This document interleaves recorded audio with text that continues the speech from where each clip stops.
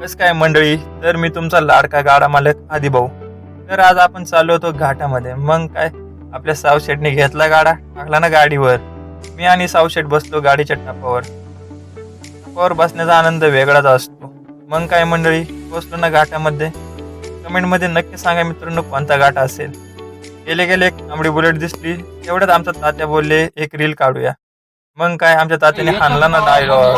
नंतर आमच्या तात्या बोलले कसा कोरडा पडलाय, हाणतो ना पावर. पण मी तेवढ्यात कॅमेरा चालू केला. मग तात्या लाजले ना. सहज वर जाताना घाटामध्ये बाबांना बघितले. बाबांची बैलावरचे निरागस प्रेम दिसले. ते पाहून तात्या बोलले मी पण मदत करतो. मग काय, तच खाली येताना म्हणलं एखादी बारी बघावी. बारी बघतोस तर काय, एका फकड्यांचं नादच करून टाकला ना राव. नंतर संघटनेच्या पोरांनी बोलवलं, बैल सोडायचे आहे. मग सावशेटने घेताना संघटनेचा दहशत किंग फायर भाई. मग मी पण काही कमी आहे का, मी पण झालं ना बांटिया. सुट्टीनं बाहेर उडाला ना धुराळा. घाटाने आनंद घेत वर गेलो. काय मग भरली बैल, आलो घरी. नाद एकच बैलगाडा शर्यत. धन्यवाद मंडळ.